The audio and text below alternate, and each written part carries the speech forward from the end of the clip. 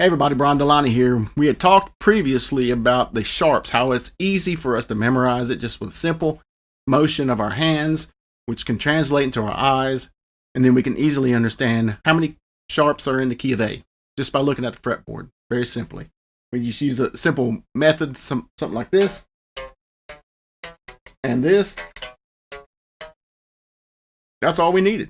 If you didn't see that, check it out. All right. We're going to do the same thing with flats. We're going to learn all the flat keys. I'm not going to teach every one of them. I'm going to teach you the method.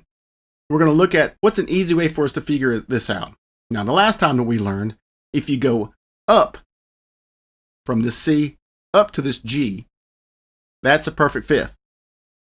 That's how we found our next key. And then we use the power chord for the perfect fifth to find the next key. We're going to do the same thing, but we have to understand we're using an inversion of the interval. And if you don't know what an inversion is, it's just turning something upside down. So when we're talking about music, music has intervals. 1, 2, 3, 4, 5, 6, 7. And they have inversions. They also have inversions. So just know the only thing that we need to know right now is the inversion of a fifth is a fourth. All right. So if we're going up to make a fifth, then logically, we're going down to make a fourth. So if we're going from this G to this D on this power chord to make a perfect fifth, then logically, if we go from the D back up to that G, it's a fourth. It's an inversion. That's what we're going to be using today to make the fretboard our friend. All right, we're going to start. Last time we started here and we moved our way up the fretboard. Today we're going to start here and work our way down the fretboard. Sharps, we're going up. Flats, we're going down. So logically, when you sharpen a note, you're going up. Same thing with a flat. When you flatten something, you go what? Down. Right? So think about it that way. So you can memorize it by saying, okay, when we use it, we go up this way. When we're going using the sharp method, we go that way when we're using the flat method. All right, so let's start on C. C has 0 sharps and flats. Important to know, always start on C when you're doing this. We're doing the cycle or circle, depending on how you learned it, of fourths, which is the inversion of the cycle of fifths. This is easier than the fifths, even though we, as guitarists, you generally don't play in fourths and flats. If you ever play with a pianist or anybody that's not a guitar, or you play jazz or anything like that, be prepared to play flats. That's why we're learning this. Okay, so starting on C, remember we're talking the cycle of fourths. So we're going to go from C, go up a fourth. We can either do it one of two methods. We can either do it by going up our major scale, however you learned it, or we can just use the interval method I taught you, where you just go straight down the strings. From this C down to the F. Okay?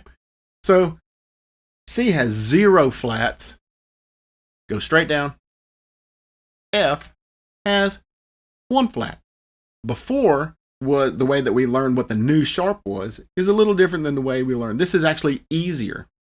It helps. You can progress through the flats so much easier than the sharps, because the flat that you're adding is also the next key. The flat that you're adding is also the next key. So if C's got 0, F's got 1 flat, this is how we find it. Remember the power chord method. When I said over here in G, if we start on the G and we play our standard power chord, that D is a fifth. So if we do it backwards, if we invert it, that D, the perfect fourth of it, is the G. Okay? So we're going to do the same thing where our ring finger is on the F. So therefore, a perfect fourth is not only our flat, but will be the next key. So, again, starting from the beginning, C has 0 flats. Go up 4, either by your scale method or just straight down. That's your new key, F. F has one flat. What is it? Inverted power chord. That is B flat. F has 1 flat. B flat. Okay. And so since we already knew that we find our new flat with a fourth, then we know our new key is also B flat. So if we're going from F, we would go down, which is the octave of that B flat. Okay? There's your proof. When you start on C, F's got one flat. What is it? It's B flat. Okay. What's our new key? It's got two flats. B flat. What flats it got? Well, obviously it's got B flat right in it, right? B flat's got two flats. B flat and the one below it. E flat. Well, what's our new key? What's got three flats? E flat. What is it? What are they? B flat, E flat, and A flat. So let's look at the fretboard. C's got 0 flats. F's got 1 flat. What is it? B flat. B flat's got 2 flats. What are they?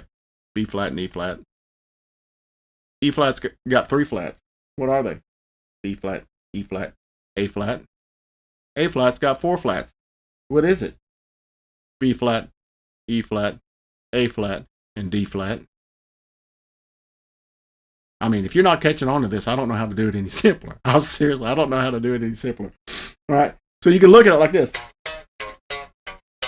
Right? Let's go all the way.